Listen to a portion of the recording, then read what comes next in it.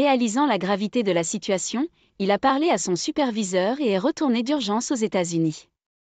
À propos de ma mère, il a dit, elle prétend qu'elle n'était pas saine d'esprit à cause de la chaleur, mais je ne peux pas l'accepter. Aucun problème. Je la verrai. Ainsi, après avoir été libéré, une réunion a été organisée. Quand nous sommes arrivés chez mes beaux-parents, mon beau-père était revenu et s'était exclamé « Je suis vraiment désolé pour tout. » Vous vous excusez aussi ? Ma belle-mère s'assit docilement, mais me regarda fixement. Je suis désolée, mais je ne pouvais pas le supporter. Dès que tu étais absente, Orla, tu laissais tout aux autres. Cela m'a donné envie d'être un peu méchante, a-t-elle commencé. Et sur ce, elle a éclaté en larmes d'enfant. Qu'est-ce que tu dis, menteur ? Vous parlez de vous-même. Je ne te pardonnerai jamais. Tout le monde regardait la belle-mère avec des yeux froids. Réalisant peut-être son ridicule, elle leva les yeux. En avons-nous fini avec la théâtralité ? Je me suis levée et j'ai récupéré des caméras que j'avais secrètement installées dans la maison. J'ai passé les images devant tout le monde. Bien sûr, la vidéo montrait ma belle-mère me réprimandant et me traitant comme une servante. Les mots cruels qu'elle a prononcés à ma fille ont également été clairement capturés. Qu'est-ce que c'est ? C'est une atteinte à la vie privée. Je vais vous poursuivre en justice. La ferme. Vous avez fait quelque chose d'impensable. Non, vous avez tout faux. Je pense que la chaleur m'a perturbé la tête. La belle-mère continua à divaguer avec des mots incompréhensibles. L'esprit de la belle-mère a-t-il toujours été comme ça ? Vous vous occupiez à peine de vos propres enfants, mais vous avez l'audace de critiquer mon éducation ? La vérité est qu'avant que mon beau-père ne quitte la maison, il m'avait confié quelque chose. La belle-mère, ayant eu un enfant à un jeune âge, avait toujours un fort désir de profiter de sa jeunesse.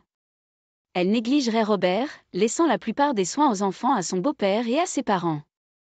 Pas étonnant que le beau-père soit si doué pour être parent. C'est pourquoi les parents du beau-père avaient une telle aversion pour la belle-mère. Bien que le divorce lui ait traversé l'esprit, il se sentait responsable d'avoir mis une si jeune belle-mère dans le rôle d'une mère et ne pouvait pas se résoudre à franchir cette étape. Au moment où Robert était assez grand pour comprendre les choses, la belle-mère a commencé à montrer un peu plus d'attention, alors le beau-père s'est senti soulagé. Cependant, il avait remarqué le manque d'intérêt de la belle-mère pour leur fils. Soupçonnant le pire et après m'avoir consulté, il a installé une caméra avant de partir.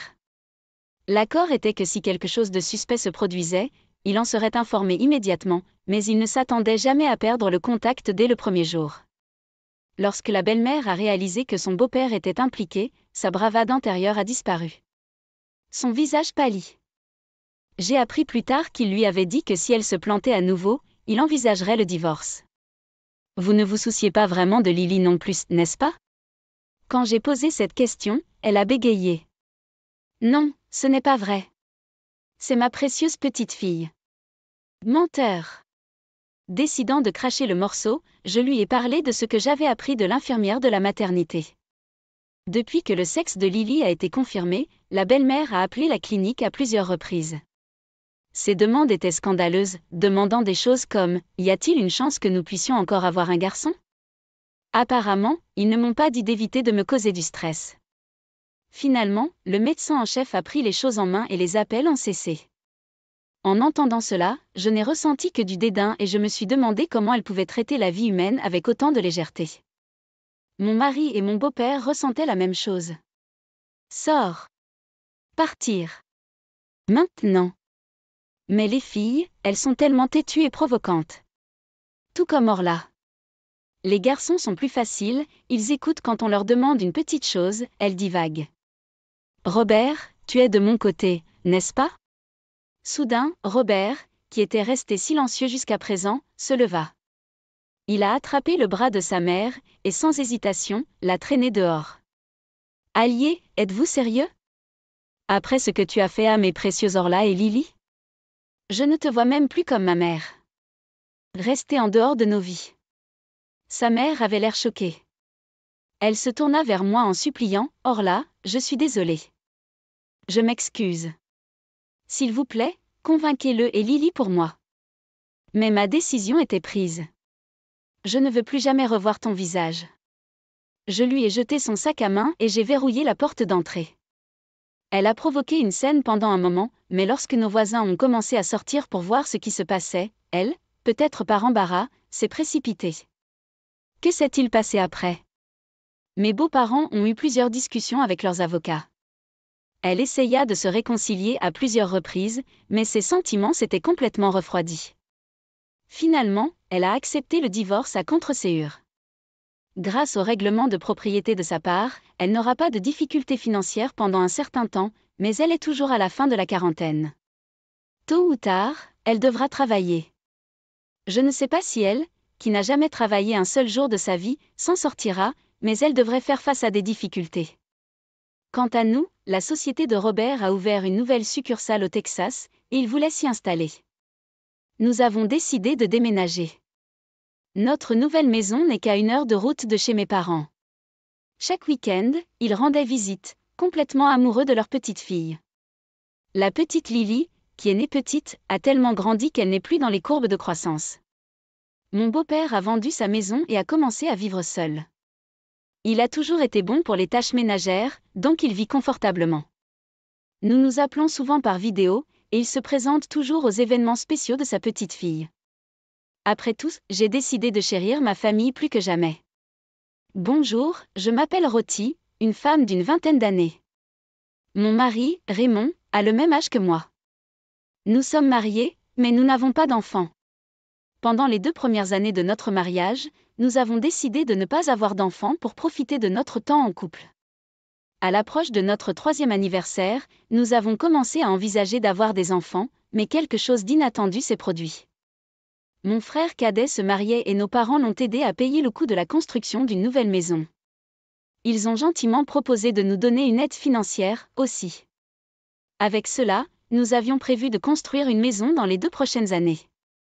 Mais ensuite est venue une demande de vivre avec mes beaux-parents et ma belle-sœur. Nous avions discuté de la vie avec mes beaux-parents lorsque nous nous sommes mariés, mais j'avais refusé, voulant juger si nous pouvions nous entendre avec eux. J'avais posé des conditions si nous devions vivre ensemble. Cette belle-sœur devrait être mariée et déménager, que si jamais elle divorçait et revenait, nous ne vivrions pas ensemble, et que l'acte de propriété serait au nom de mon mari pour éviter tout différend potentiel. Ma belle-sœur était encore à l'université et ne cherchait pas à se marier de sitôt. Je n'ai pas eu une mauvaise relation avec elle, mais c'est le genre de personne qui ne respecte pas les limites personnelles et fouine dans nos affaires. Je ne voulais vraiment pas vivre avec elle et je cherchais un moyen doux de refuser. Raymond a dit qu'il s'en occuperait et leur ferait part de notre décision. C'était un soulagement, car j'avais peur de compliquer les choses si je m'en occupais moi-même. Cependant, même après cela, mes beaux-parents ont continué à nous pousser à vivre ensemble. Quand j'ai mentionné que Raymond leur avait parlé, ils ont agi comme s'ils n'avaient rien entendu. En fait, ont-ils répliqué, ils semblaient ouverts à l'envisager. J'ai été déconcertée par leur réponse. D'après leur ton au téléphone, il semblait qu'ils étaient tout autant, sinon plus, perplexes. Compte tenu de la réaction de ma belle-mère, je ne pensais pas qu'elle mentait et il n'y avait aucune raison pour qu'elle le fasse. Ce soir-là, quand j'en ai discuté avec Raymond, il a dit qu'il clarifierait les choses, mais je me sentais toujours mal à l'aise. Nous travaillons tous les deux, gagnant environ 90 K par an. Bien que cela puisse sembler suffisant, penser à avoir des enfants, ce n'est pas vraiment une quantité confortable. En plus de cela, si nous finissions par vivre avec mes beaux-parents et qu'ils s'attendaient à ce que nous les soutenions financièrement, ce serait un problème. J'étais vraiment inquiet de savoir si Raymond leur transmettrait tout cela. Effectivement, mon intuition était parfaite. Quelques jours plus tard, il a évoqué cette proposition. Que penseriez-vous de démolir la maison dans laquelle vivent vos parents maintenant et d'en construire une nouvelle pour que nous puissions tous vivre ensemble? Mais pour construire la maison, le terrain doit être à votre nom. Sinon, nous aurons des problèmes plus tard. S'il s'agit d'une maison multigénérationnelle, la partie dans laquelle nous vivons doit être à votre nom. Sinon, si je paie et que je n'obtiens rien en héritage, je serai perdu. Si nous construisons une maison avec le soutien de mon mari et de mes parents pour que nous et mes beaux-parents vivions ensemble, je pensais que ce serait bien pour eux de lui donner la terre. J'avais peur qu'après le décès de mes beaux-parents, ma belle-sœur revendique des droits et rende inutile l'effort de construction de la maison. Cependant, la belle famille a rejeté à la fois le don de terre et le partage. Juste parce que vous êtes notre belle-fille, c'est bizarre si vous fournissez l'argent et que la maison devient la vôtre. Puisque nous investissons de l'argent, nous devons penser à long terme. Et si nous divorçons?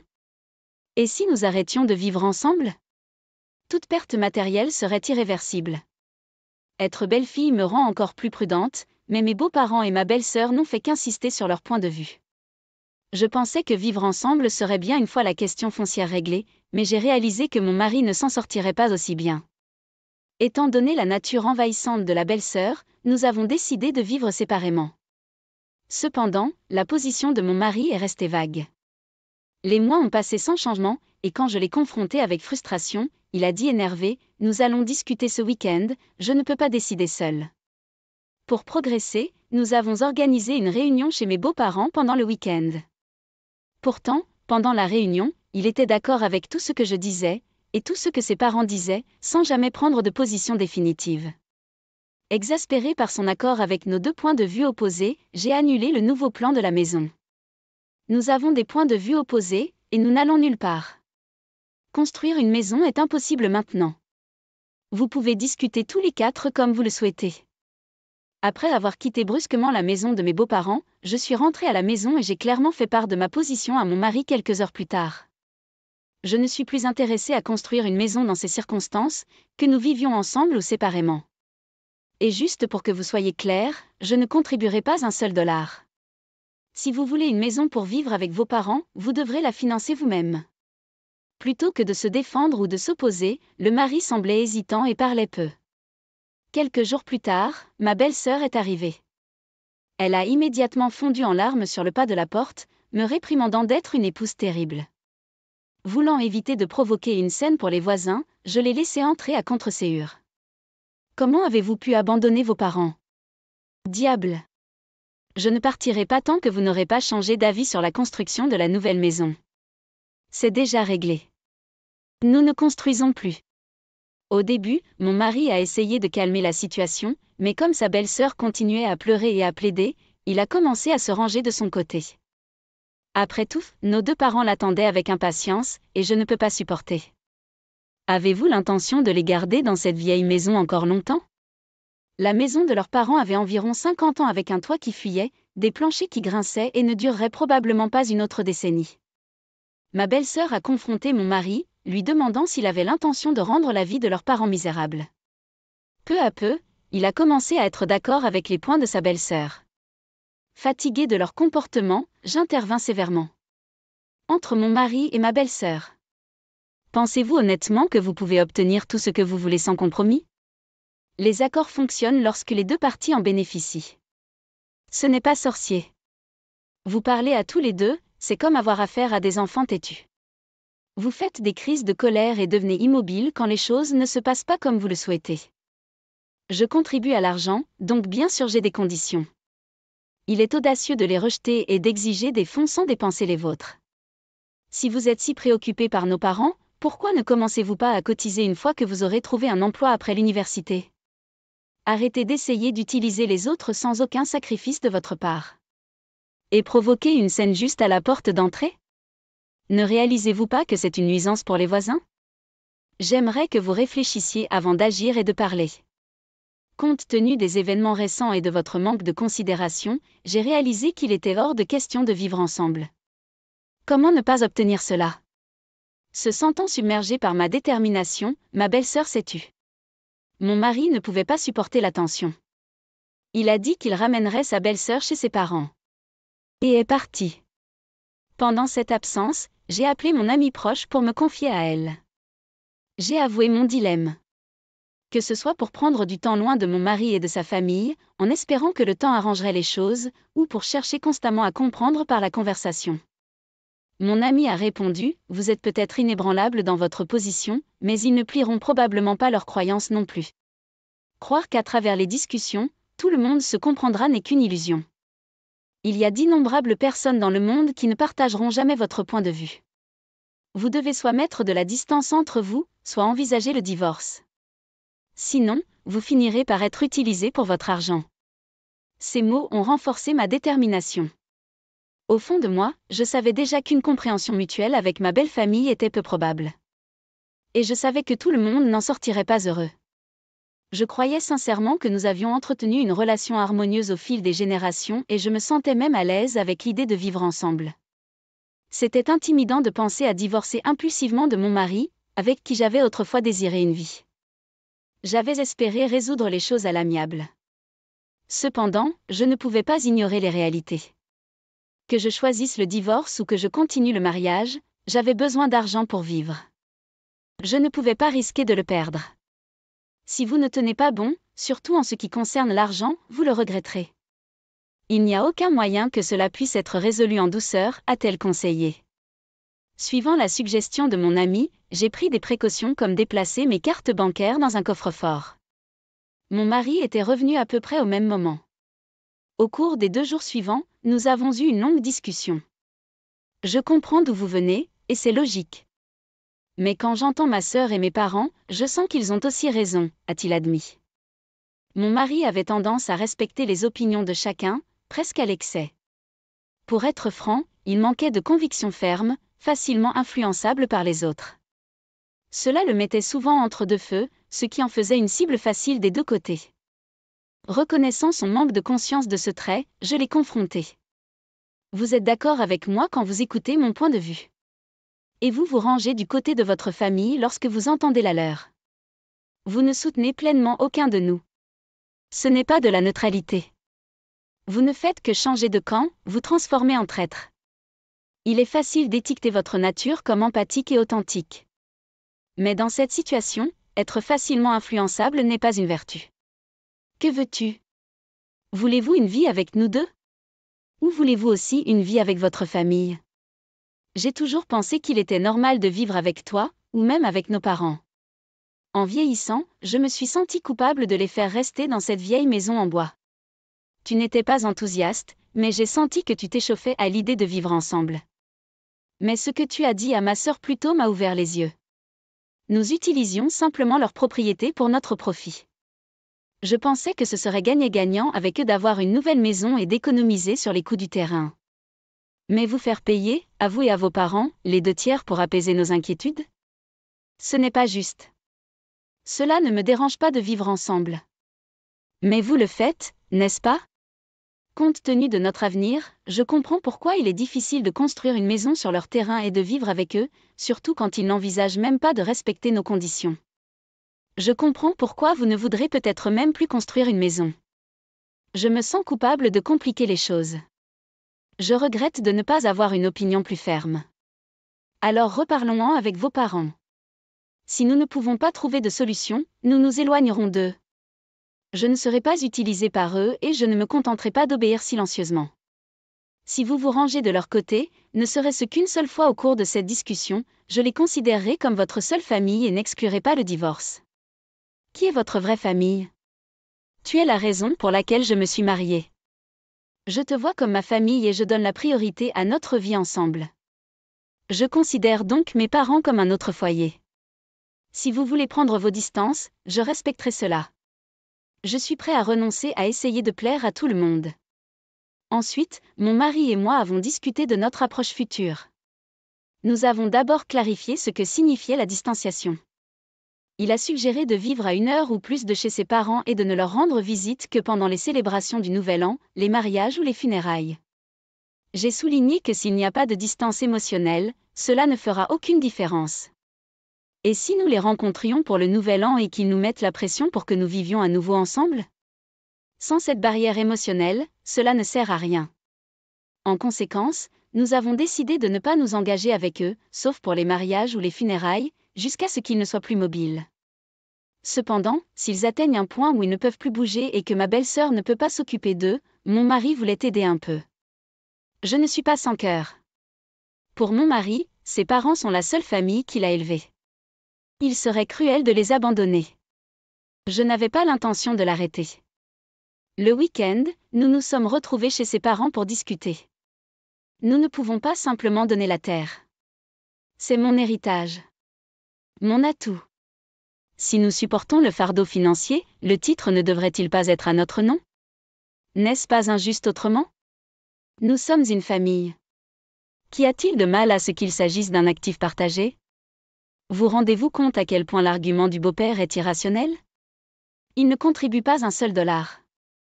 Mais juste parce qu'il appartient à quelqu'un avec qui il est étroitement lié, il le revendique comme son atout. De plus, je ne partage aucun lien de sang avec vous. Si quelque chose d'imprévisible se produit, comme un divorce, et que je finis par perdre de l'argent, ce serait un problème. Ce n'est pas si facile de dire simplement divorce. Vous n'y allez pas tout de suite? Ce n'est qu'une hypothèse. Je fais une remarque. Les gens peuvent considérer le divorce comme une mauvaise chose, mais il peut aussi être un moyen pour les deux parties de trouver le bonheur. En tant qu'étranger, je dois tenir compte de ces risques. Pour commencer, la raison pour laquelle notre conversation en est arrivée là est que vous n'acceptez pas les termes et que vous essayez simplement d'utiliser notre situation à votre avantage, n'est-ce pas? Ça sonne terrible quand on le dit comme ça. Nous avons juste dit que si vous achetez la maison, nous voulons y vivre aussi. Comment décririez-vous autrement le fait de laisser quelqu'un d'autre payer, de ne faire aucun compromis et d'essayer d'obtenir une maison gratuitement? C'est de l'exploitation. Et vous profitez simplement de la situation à cause de mon statut de belle-fille. Nous avons dit que nous couvririons nos propres frais de subsistance. Quel est le problème si nous vivons ensemble? De cette situation, j'en suis venu à voir à quel point vos exigences sont déraisonnables. De tels malentendus ne feront qu'augmenter si nous vivons ensemble. Si chaque problème devient aussi important, cela nous épuisera tous les deux. Ne serait-il pas préférable pour nous deux de maintenir une distance modérée? Il n'est pas juste de dire que nous couvrirons les coûts de construction et que vous pourrez payer vos propres frais de subsistance. Si nous payons pour la construction, nous devrions être propriétaires de la maison. C'est ridicule que vous ne contribuiez pas un dollar au coût de construction, mais que vous vouliez la maison au nom de papa. Ce serait différent s'il s'agissait d'un héritage ou quelque chose comme ça, mais ce n'est même pas une propriété liée à la lignée de papa. Vous essayez simplement d'obtenir une part de la propriété de quelqu'un d'autre. Nous sommes toujours une famille, n'est-ce pas? N'utilisez pas commodément le terme famille. Une fois que vous vous mariez, votre conjoint devient la priorité. Nous ne sommes pas de la famille ici. Le partage des actifs ne fait pas de nous une famille. Quoi qu'il en soit, nous ne prévoyons pas de vivre avec vous ou de construire une maison pour le moment. Malgré nos efforts, nous n'avons pas pu nous entendre et avons décidé de nous éloigner de la belle famille. Nous avons réglé notre téléphone résidentiel pour afficher les identifiants de l'appelant et avons décidé de ne pas contacter les beaux-parents sauf en cas d'urgence. Cependant, 2 semaines plus tard, la belle famille a confronté mon mari sur son lieu de travail, exigeant de savoir pourquoi il ne communiquait pas et pourquoi nous avions abandonné nos plans pour la maison. Mon mari a honnêtement expliqué ses raisons. Pourquoi ne pas regarder au fond de vous et vous demander? Nous avons fixé les conditions de construction de la maison, mais vous n'avez pas bougé d'un pouce. C'est nous qui payons, vous devriez donc au moins tenir compte de nos conditions. Nous ne faisons aucune demande déraisonnable. Ma femme couvre les 2/3 des coûts et je couvre le reste. Il est logique que toutes les parties auxquelles elle a contribué portent son nom comme un atout. Vous ne ferez aucun compromis sur les conditions, ne contribuerez pas financièrement et n'offrirez aucune solution. Et pourtant, vous attendez de nous que nous construisions une maison à nos frais et que nous vous laissions vivre avec nous. Ne trouvez-vous pas cela un peu trop audacieux? D'ailleurs, qui fait irruption dans la maison ou le lieu de travail de quelqu'un simplement parce que les choses ne se sont pas déroulées comme il le souhaitait? Vous devez penser comme des adultes. Nous préférons nous éloigner des gens comme vous.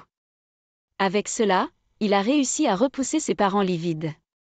Cependant, il semblait que toutes les preuves l'avaient épuisé à la fois mentalement et physiquement. Je n'aurais jamais pensé qu'ils iraient jusqu'à se présenter sur mon lieu de travail. Il était complètement déçu par ses parents. Compte tenu des inconvénients de leurs intrusions, nous avons décidé de déménager. Nos liens avec mes beaux-parents ont été pratiquement rompus. Mon mari ne semble pas avoir l'intention d'interagir avec eux jusqu'à ce qu'ils passent.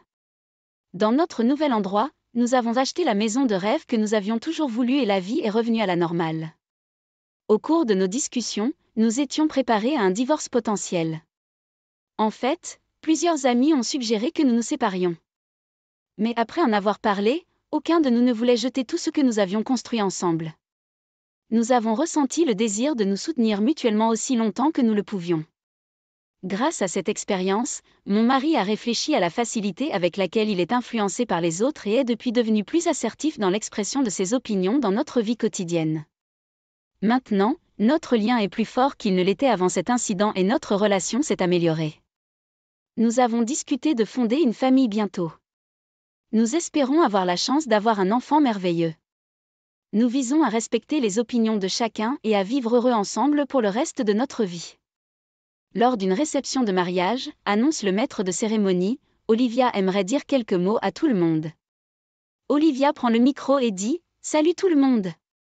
Permettez-moi de dire que la famille Bride est si pauvre qu'elle travaillera jusqu'à la fin de sa vie. » J'étais stupéfait. Je suis Emily, 31 ans, actuellement fiancée à Noah. Il avait le même âge. J'adore Noah, mais pour être honnête, je n'aime pas tellement Olivia. Mais mes amis mariés me disent que les conflits entre belle-mère et belle-fille sont à peu près universels, donc je suppose que c'est inévitable. Pourtant, je ne peux pas m'empêcher de penser que c'est un peu trop. Ma première impression d'Olivia a été terrible. Cela s'est produit lors d'une réunion de famille. La première chose qu'elle a demandé a été « Alors, que faisaient vos parents dans la vie ? Ils sont à la retraite maintenant, n'est-ce pas ? Pourquoi l'ont-ils fait avant de prendre leur retraite ? » Elle n'a même pas dit bienvenue ou quoi que ce soit du genre. Elle m'a posé cette question avant même que j'aie eu la chance de m'asseoir. Noah, pourquoi ta mère demande-t-elle cela avant même que nous nous soyons assis ? Noah essaya rapidement d'intervenir, mais tais-toi, Noah. Elle l'a repoussé. Me sentant un peu dépassée, j'ai répondu tout en restant debout. Ah, eh bien, il fonctionne toujours. Puis elle m'a effleuré de questions comme quoi ? Il fonctionne toujours ? Alors, vous ont-ils eu quand ils étaient très jeunes ? Ont-ils abandonné l'école pour vous avoir ? Étiez-vous une grossesse adolescente ? Je ne pense pas que la grossesse chez les adolescentes soit intrinsèquement mauvaise, mais son ton était si piquant qu'il m'a déçue. J'ai répondu honnêtement. Nous cultivons des fraises dans des serres. Nous sommes agriculteurs, donc il n'y a pas d'âge de la retraite pour nous. Mon père a 62 ans et il est toujours aussi fort. Elle répond quoi ? 60 ans est l'âge de la retraite pour la plupart des gens, vous savez. Même James a pris sa retraite, mais maintenant il est PDG. Il travaillera probablement jusqu'à 60 ans. 7, parce qu'il est l'un des fondateurs de Wilson Electronics. Maman. Noah l'interrompt d'un ton las. Cependant, Olivia me pointe du doigt, toujours debout, et se lance dans une tirade. Écoute, Noah, tu ne comprends pas. Votre conjoint sera avec vous 2 fois plus longtemps que vous n'aurez vécu vos 31 ans. Au fil du temps, l'écart où vous avez grandi vous rongera lentement, Noah. Êtes-vous sûr de vouloir être avec quelqu'un d'une famille de statut aussi bas ? Juste à ce moment-là, le bruit de l'ouverture de la porte d'entrée résonna dans toute la maison. James était revenu. Je suis rentrée.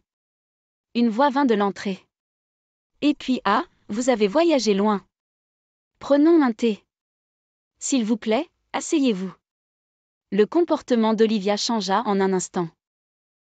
J'étais à court de mots. La transformation était comme si elle avait été dans un mauvais rêve. C'est ce que j'ai ressenti. Je suis vraiment désolée de vous avoir mis mal à l'aise. Noah s'est excusé sur le chemin du retour. Oui. À vrai dire, je ne me sentais pas bien non plus, donc je ne pouvais pas dire que tout allait bien. Mais de quoi s'agissait-il ? Après l'arrivée de James, nous avons tous passé du temps agréablement dans le salon. Je ne pouvais pas dire si l'ambiance étrange d'avant était le rêve ou si les bons moments après l'arrivée de James étaient le rêve. Je me sentais confus et désorienté. Il semblait que mon expression perplexe me trahissait. Vous voyez, maman a cette fierté de démarrer une entreprise prospère à partir de zéro. Mais ce n'est pas une raison pour vous blesser. J'aurai une conversation sévère avec elle, dit Noah. Je vois. Il est devenu clair que la vraie nature d'Olivia était ce que nous avons vu avant l'arrivée de James. Mais les paroles sévères de Noah n'ont fait qu'alimenter l'esprit combatif. À partir de ce moment-là, elle est devenue encore plus hostile envers moi. Et comme nous avons eu plusieurs occasions de nous rencontrer, comme lors des préparatifs du mariage. Êtes-vous sûr d'aller jusqu'au bout de ce mariage, même si vous êtes si pauvre ? Olivia nous disait à chaque fois que nous nous rencontrions. Nous ne sommes pas si pauvres, ai-je réussi à répondre.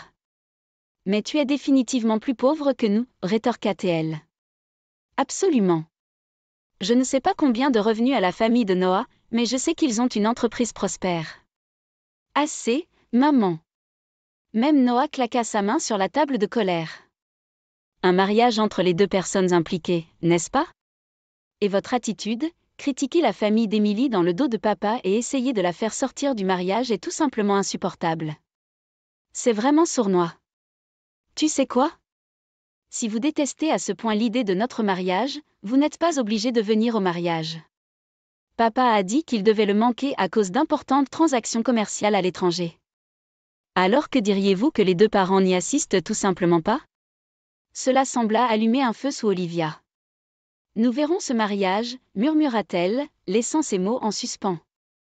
J'avais pensé que ces paroles n'étaient qu'un cas de raisin douloureux après avoir été confronté de front par Noah, mais j'avais tort. Le jour du mariage, tout a éclaté de manière grandiose. La cérémonie s'est déroulée sans succès, passant à la réception de mariage. J'étais dans une robe blanche immaculée, Noah était dans un smoking gris. Nous nous sommes tous les deux complimentés timidement. Tu es jolie. Noah, tu as l'air super aussi. Nous étions enveloppés dans notre propre bonheur. Alors que nous étions assis à la table d'honneur, le maître de cérémonie s'est précipité et a chuchoté, Olivia veut faire un discours. Quoi? J'ai levé les yeux pour voir Olivia, déjà au premier plan, prête à parler. Elle se tenait droite. J'ai quelque chose de très important à aborder devant vous tous, dit Olivia avec confiance. Incapable de penser à une raison de s'y opposer, nous n'avions pas d'autre choix que de la laisser continuer. Puis, micro à la main, Olivia a commencé. Mesdames et messieurs, je suis Olivia, la mère du marié. L'introduction inattendue d'Olivia calma la pièce pendant un moment. Imperturbable, Olivia continua. En tant qu'épouse du fondateur de Wilson Electronics, j'ai élevé avec diligence Noah pour qu'il devienne le futur PDG. Cependant, il s'est retrouvé avec ce genre de marié. Ce genre de marié? J'étais abasourdie, figée à la table d'honneur. Il y a quelques instants, je me prélassais dans la joie d'être avec un Noé heureux et les bénédictions de tout le monde. Maintenant, ma chaleur intérieure a chuté sous le point de congélation. Olivia avait probablement l'intention de le faire. J'avais joué le jeu d'Olivia. Ensuite, a-t-elle ajouté, j'ai hésité à en parler lors de la cérémonie, mais pour le bien de l'avenir de Noah, je vais dire-le. La mariée vient d'une famille pauvre qui devra travailler jusqu'à la fin de sa vie. Quoi? De quoi s'agit-il? Noah éleva la voix. Il semblait qu'Olivia avait également anticipé cette réaction. Noah est le seul à blâmer. Il n'écoutait aucun d'entre nous qui essayait d'arrêter cela. Je vous parle du sombre passé de sa femme maintenant, pour qu'il reprenne enfin ses esprits. Et, Noé, tu m'as traité de mesquin, tu te souviens? J'ai essayé de gérer cela avec délicatesse pour votre bien. Mais maintenant, j'ai fini de tirer mes coups. Réveille-toi, Noé, homme pitoyable, séduit par une renarde. La voix fit rage dans le microphone. Un passé sombre? J'étais à court de mots, l'esprit rempli de désespoir. Sur la scène, je me suis demandé à quel point mon visage avait dû avoir l'air vaincu. La mariée qui avait été tout sourire il y a quelques instants. Du point de vue du public, j'ai dû paraître pitoyable. Je m'étais magnifiquement habillée, je me tenais à côté de Noah et j'étais vraiment heureux. Pourquoi tout cela doit-il être ruiné par de telles absurdités? Étonnamment, l'atmosphère dans la salle était totalement contraire à mes sentiments misérables. Noah m'a tapoté l'épaule et m'a serré dans ses bras. Ne t'inquiète pas, maman m'a vraiment poussé trop loin cette fois-ci. La pièce devint encore plus silencieuse. Je levai mon regard, qui avait été abaissé sur la table, et regardai prudemment autour de moi. Tout le monde était-il aussi abasourdi que moi par l'explosion, ou m'ont-ils réellement vu à travers le prétendu passé sombre d'Olivia? Ni l'un ni l'autre n'était vrai. Tout le monde était voûté, les épaules tremblantes. Ils retenaient leur rire. Et puis, un refoulement, jaillit de quelqu'un. Et la salle a éclaté de rire. Tout le monde se recroquevillait, riant de manière incontrôlable. Olivia avait une expression déconcertée, disant « Hein ?» J'étais également perplexe, regardant la pièce d'un air vide. Qui est la pauvre Olivia? Vous êtes la dernière personne qui devrait rire de qui que ce soit. Benjamin parla enfin, son visage un mélange de larmes et de rire. Waouh, parler de loin des yeux, loin du cœur, a-t-il ajouté. Quoi? Olivia avait l'air étonnée, vraiment désemparée. Puis, Lucas prit la parole, essuyant des larmes de rire. Nous parlons de la même personne qui a demandé 200 000 $ à mes parents lors du démarrage de leur entreprise et qui a emprunté 20 000 $ de plus chacun à nous, frères et sœurs? Un par un, d'autres membres de la famille se sont joints à eux. J'ai trouvé étrange que seule leur famille ait été invitée à verser 200 000 $. Mais ensuite, je t'ai entendu crier, « Si j'avais su que ton fils serait un tel perdant et se ferait virer, je ne l'aurais jamais épousé. » Donc, je suppose que cela ne pourrait pas aider, a déclaré un autre parent. Des voix du côté de la famille d'Olivia ont également résonné. Quand tu nous as emprunté de l'argent, tu as promis de travailler jusqu'à la fin de mes jours. Travailler comme si vous dansiez? C'était qui? Ah, il semblait qu'Olivia s'était souvenue de quelque chose. Elle ne trouvait pas les mots pour répondre et baissa les yeux. Bien sûr, j'ai toujours su que James était un gars honorable. Quand il a fait de son entreprise un succès, je savais que c'était en partie dû à son grand caractère. Alors, quand il m'a remboursé avec intérêt, je me suis dit que j'étais heureux que l'argent que j'avais prêté puisse m'aider.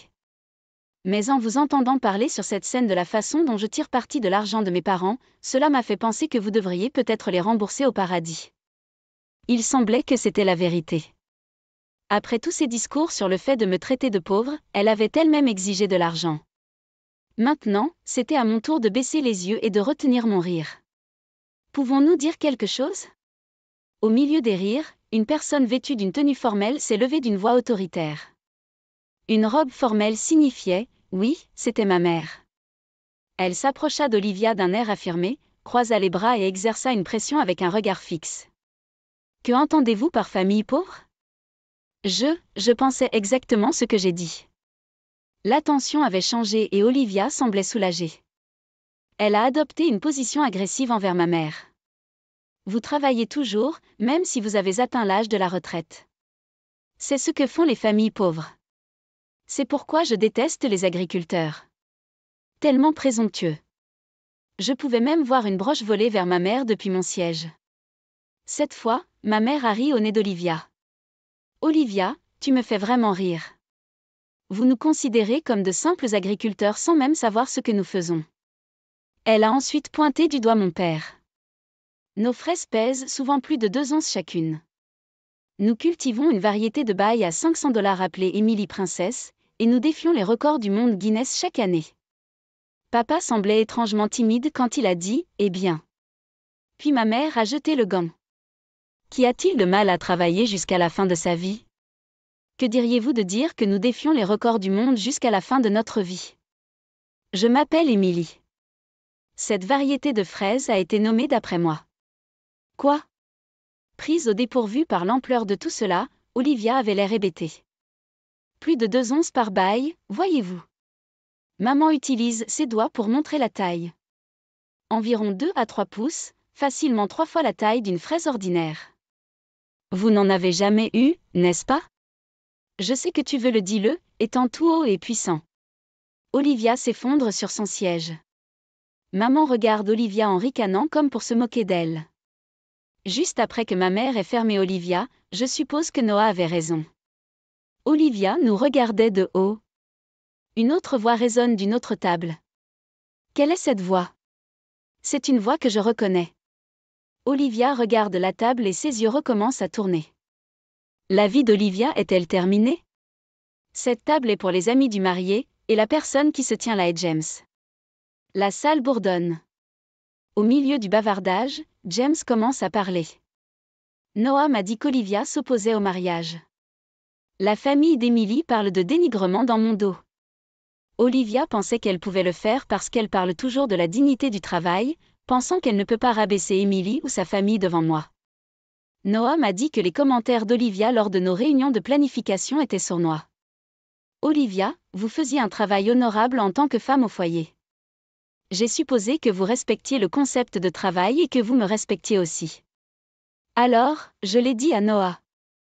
Olivia ne dirait jamais une telle chose. J'ai réussi à reprogrammer mon voyage d'affaires et j'ai dit à Noah que je pouvais assister au mariage. Noah a dit que je devrais m'asseoir à la table de ses amis. Ce serait une chance de m'engager auprès de la jeune génération, quelque chose que je pourrais exploiter dans ma carrière. Alors, j'ai accepté. J'ai gardé ma présence secrète. Mais maintenant, je sais que Noah avait raison. C'est être une femme au foyer, un travail de toute une vie. Si vous compreniez cela, vous ne rabaisseriez jamais quelqu'un pour avoir travaillé jusqu'à la fin de sa vie. Si vous dénigrez le travail de quelqu'un, cela signifie que vous ne prenez pas votre travail au sérieux. Olivia, vous êtes virée de l'entretien ménager, et si vous pensez que vous avez tiré la courte paille, alors il est temps d'en finir. J'ai regardé Noah. Le nom de James ne figurait pas sur le plan de table de l'invitation. Mais ce n'est pas parce qu'il n'était pas dans le classement qu'il n'y avait pas de siège pour lui. Noah m'a dit nonchalamment, maman m'a dit de profiter du mariage. C'était le lendemain du jour où papa a dit qu'il se rendrait d'une manière ou d'une autre au mariage. J'ai pris des précautions. Vous savez, c'est du bon sens de se préparer à une déclaration de guerre. James écarta Olivia avec sa main alors qu'elle s'effondrait. Il lui a pris le micro et a commencé à parler. Grâce à vous tous, notre entreprise s'est considérablement développée. Nous sommes éternellement reconnaissants pour cela, aux parents d'Emily, qui l'ont élevée pour qu'elle soit la femme qu'elle est aujourd'hui, et pour avoir accepté qu'elle épouse mon fils stupide Noah. Je vous offre ma plus profonde gratitude. Olivia resta affalée, tremblante et recroquevillée.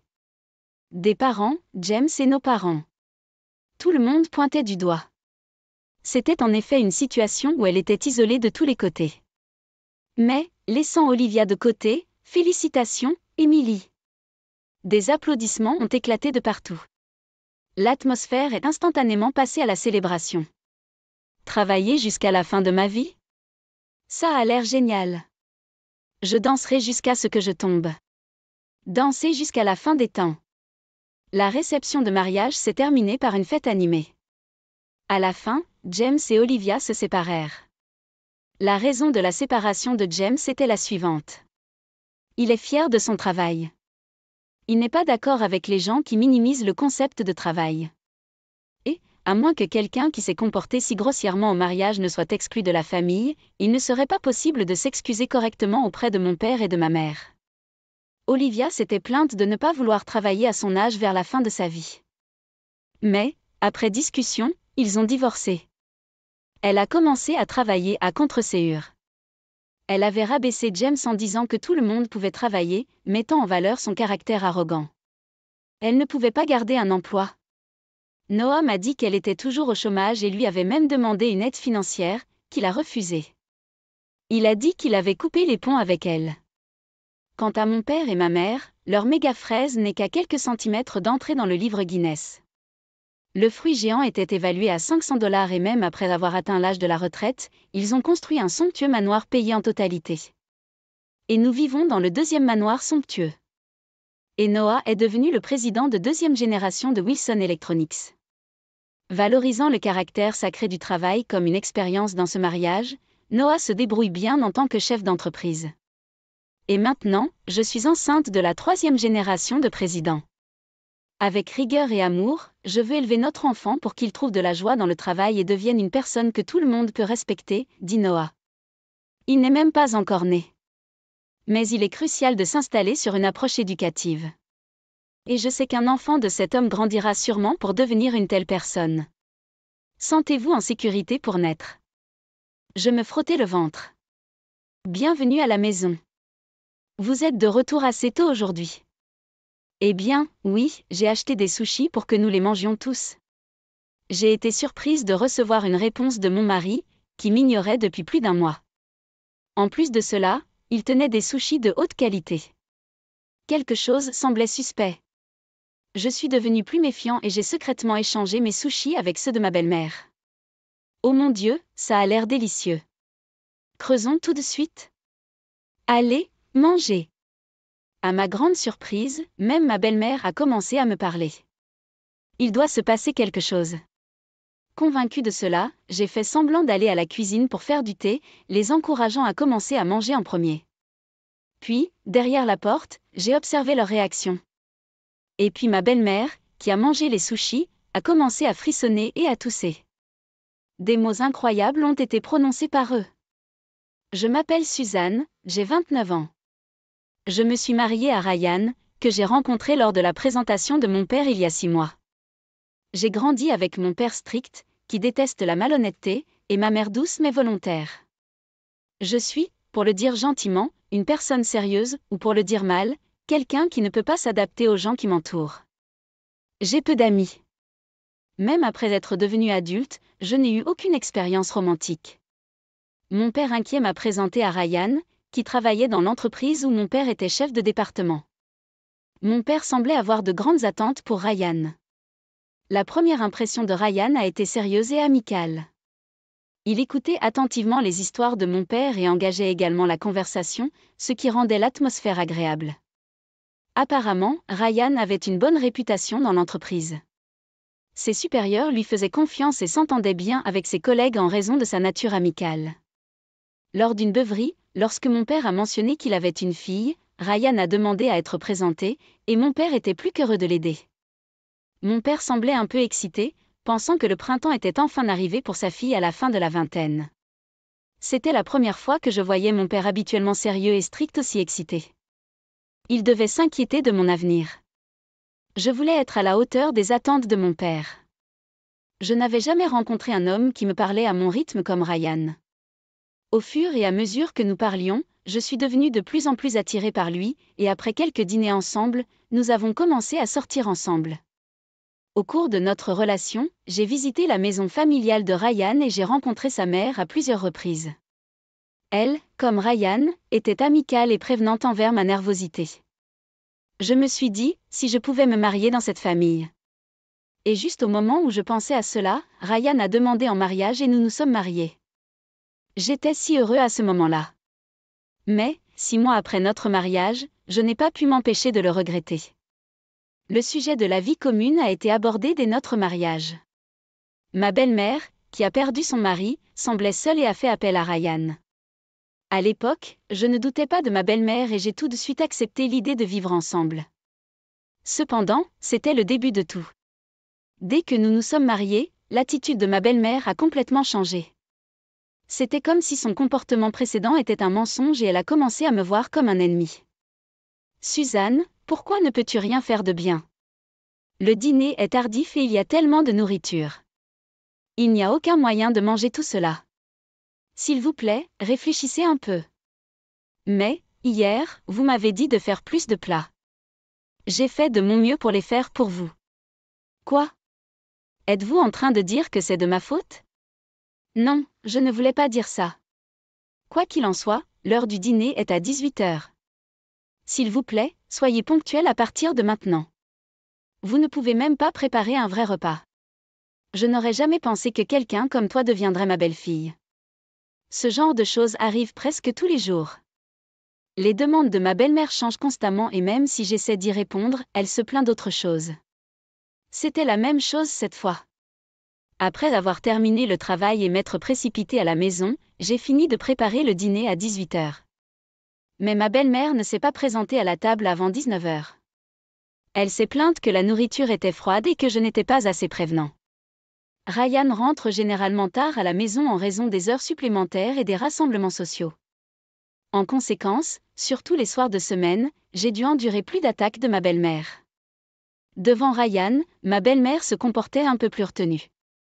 Cependant, cela ne signifie pas qu'elle a cessé de me gronder et parfois Ryan me défendait quand il voyait son comportement. Mais ce n'était qu'au début. Peu à peu, peut-être en a-t-il eu marre.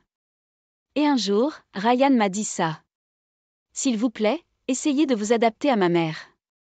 J'étais sans voix à ces paroles. Combien voulez-vous que je fasse de plus? J'ai retenu l'envie de crier. Je veux aussi m'adapter à ta mère, mais ses exigences ne cessent de changer. Même si j'essaie de m'adapter, je n'y arrive pas. Soyez simplement flexible. Vous êtes un adulte. Vous devriez être capable de gérer cela. Ryan m'a froidement congédié avec ces mots. Le Ryan sympathique et sérieux que j'ai connu lors de notre première rencontre était introuvable. La situation empirait de plus en plus. Ryan a commencé à se ranger ouvertement du côté de sa mère. Il était d'accord avec ses plaintes et s'est moqué de moi. Sa mère, quant à elle, m'adressait un sourire triomphant parce que son fils était de son côté. Ma belle-mère et Ryan me traitaient comme une femme de ménage. Le week-end, ils sortaient ensemble, me laissant les tâches ménagères.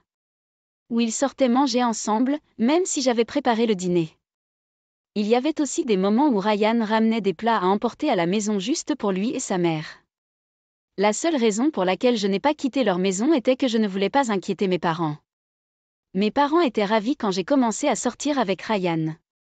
Lors de notre mariage, mon père habituellement sérieux a pleuré. Je ne voulais pas décevoir mes parents, qui avaient de si grands espoirs pour notre mariage, et m'ont envoyé avec leur bénédiction. De plus, si quelque chose se passait entre Ryan et moi, cela affecterait la réputation de mon père. Donc, même si ma belle-mère m'a maltraitée et que mon mari ne m'a pas soutenue, j'ai décidé que je devais l'endurer et continuer. Mon seul réconfort était mon chat de compagnie, John. Quand j'ai dit que je voulais amener John, que j'avais acheté avant de me marier, ma belle-mère n'a pas aimé l'idée, mais j'ai insisté. Maintenant, je suis vraiment content de l'avoir amené. Après s'être marié, John m'a réconforté d'innombrables fois.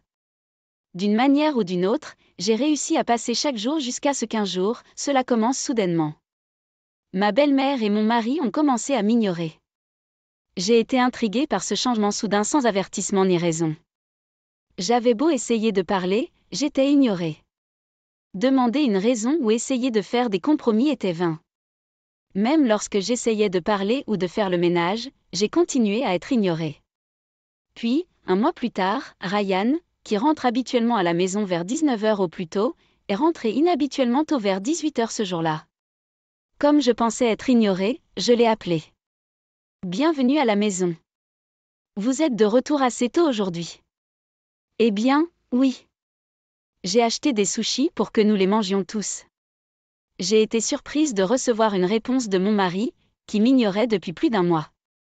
En plus de cela, il tenait des sushis de haute qualité. Quelque chose semblait suspect.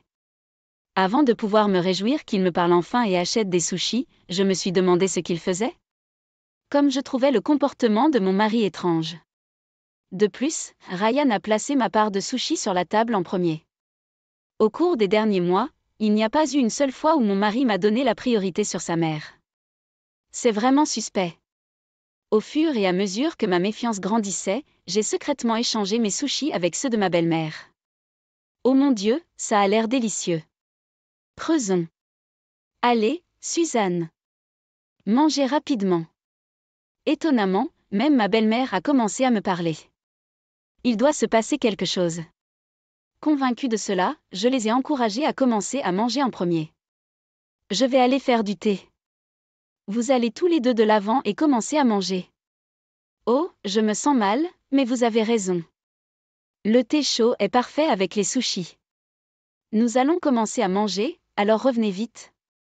Faisant semblant de me diriger vers la cuisine, je les ai regardés de derrière la porte. Après s'être chuchotés, mon mari et ma belle-mère ont commencé à manger des sushis. Puis, soudain, ma belle-mère s'est mise à trembler et à tousser violemment. Ouh! Ses yeux se sont remplis de larmes alors qu'elle luttait pour parler. Ryan lui tapota frénétiquement le dos. Elle lui lança un regard perçant. Vous, que se passe-t-il? Pourquoi y a-t-il autant de wasabi dans mes sushis? Je vous ai dit de faire attention à ne pas vous tromper. Qu'est-ce que c'est?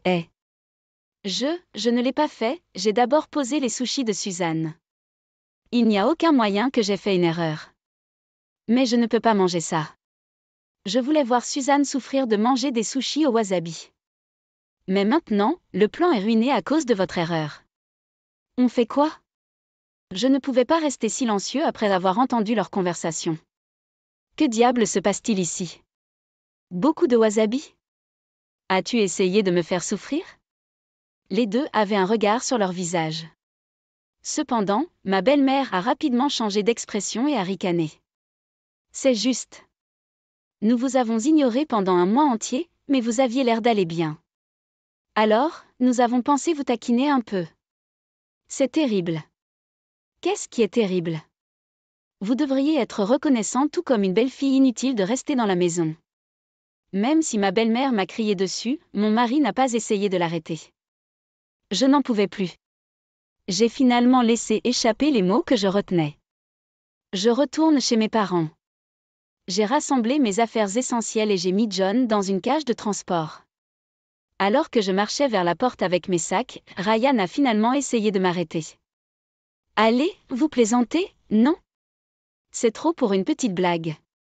Ces paroles sans excuse n'ont fait que renforcer ma détermination. Sans un mot et sans regarder le visage de Ryan, j'ai quitté la maison de ses parents. Ma mère m'a accueilli à la maison. Au début, elle a eu l'air surprise de me voir revenir si soudainement, mais elle m'a rapidement laissé entrer. Si vous ne voulez pas en parler, vous n'êtes pas obligé de le faire. Mais si vous êtes d'accord avec ça, je suis là pour vous écouter. Je lui ai raconté tout ce qui s'était passé depuis mon mariage. Comment ma belle-mère m'a intimidée, comment mon mari a progressivement pris son parti et comment j'ai été traitée comme une femme de ménage. Je lui ai également parlé d'un mois où j'ai été ignorée et presque forcée de manger des sushis avec une énorme quantité de wasabi. Je lui ai tout dit. Et je me suis excusée d'avoir causé des problèmes après qu'elle m'ait joyeusement envoyé me marier. Je suis désolée, maman, mais je n'en pouvais plus. C'est bon, ma chérie.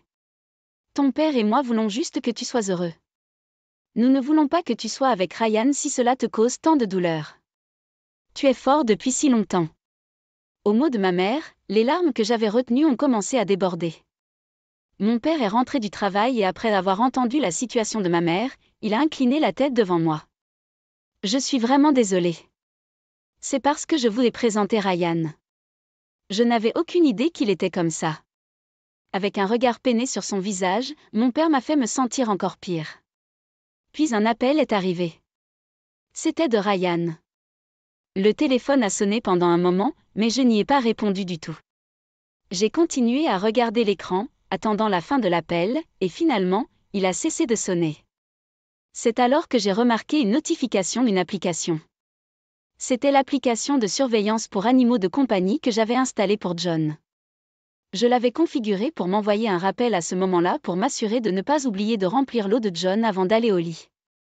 Curieux, j'ai ouvert l'application et appuyé sur le bouton pour diffuser en direct. Là, ma belle-mère et mon mari sont apparus à l'écran. Que devrions-nous faire? Suzanne ne répond pas au téléphone. C'est bon. Elle finira par revenir. Quoi qu'il en soit, que devrions-nous lui faire ensuite? Ah. Et si elle dit qu'elle veut divorcer? Je vais perdre mon poste de gendre du patron. J'ai pu passer du travail à mes subordonnés en raison de ma position de gendre de mon patron. Je ne peux pas me permettre de perdre ça maintenant. Le gendre de boss. En entendant cela, je ne pouvais plus retenir ma colère. Mon père, qui était à côté de moi, ressentait la même chose. Il regarda tranquillement l'écran avec un regard incrédule, les mains tremblantes. J'ai immédiatement envoyé un message disant « Divorcé ». Plusieurs appels sont arrivés juste après, mais je les ai ignorés et je me suis endormie. Ce samedi matin, la sonnette a sonné tôt. Oh mon Dieu, qui cela pouvait-il être si tôt le matin? J'ai entendu la voix de mon père depuis l'entrée. En suivant sa voix, j'ai entendu la voix qui m'avait irritée. S'il vous plaît, laissez-moi parler à Suzanne. Elle comprend mal beaucoup de choses.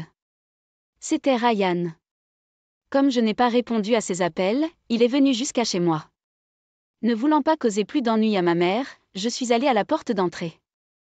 J'ai senti un regard vif vers mon mari et j'ai parlé froidement. Que veux-tu? Suzanne, pourquoi n'as-tu pas répondu au téléphone? J'étais inquiet pour toi. Inquiet? Tu t'es associé à ta mère pour te moquer de moi, m'ignorer pendant un mois, puis essayer de me faire manger des sushis avec une énorme quantité de wasabi? C'était. À mon accusation, Ryan était à court de mots. J'ai commencé à lui fermer la porte d'entrée. J'apporterai les papiers du divorce dès qu'ils seront prêts. Je n'ai plus rien à vous dire, alors s'il vous plaît, partez maintenant. Attendez, êtes-vous sérieux? Vous n'avez jamais été en couple avec quelqu'un d'autre, n'est-ce pas? Si nous divorçons, vous ne pourrez plus jamais vous remarier. Êtes-vous d'accord pour être seul pour le reste de votre vie? Les mots de Ryan n'ont fait qu'alimenter ma colère. J'ai passé l'enregistrement des images du moniteur pour animaux de compagnie que j'avais sauvegardé la nuit dernière. Mon mari, Ryan, était clairement bouleversé après avoir vu la vidéo. Je lui ai dit, tu ne veux pas divorcer juste pour protéger ta propre position, n'est-ce pas? Tu ne me considères même pas comme ta femme. Je préfère être célibataire que d'être avec quelqu'un qui ne se soucie pas de moi et abuse de son pouvoir pour opprimer les autres. J'ai montré une attitude déterminée. Ma mère m'a fait un signe de tête ferme, puis j'ai entendu la voix de mon père derrière moi. Elle a raison, Ryan. Après avoir vu cette vidéo avec ma fille, j'ai demandé autour de moi à l'entreprise. Il semble que vous utilisiez votre position de gendre non seulement pour imposer du travail à vos subordonnés, mais aussi pour leur faire des tâches inutiles, agissant comme un roi. Je suppose que j'ai encore beaucoup à apprendre sur le jugement des gens. S'il vous plaît, attendez, beau-père. Ce n'est pas à cela que ça ressemble. C'est ma mère. Oui, ce sont tous les ordres de ma mère. Elle m'a dit de harceler Suzanne et d'utiliser ma position de gendre pour imposer le travail aux autres. Donc, vous poussiez vraiment le travail sur les autres. J'étais non seulement en colère, mais aussi consternée que Ryan essaie de blâmer sa mère pour tout et d'exposer ses propres méfaits. Ryan m'a regardé avec des yeux suppliants, mais j'ai exagérément détourné la tête.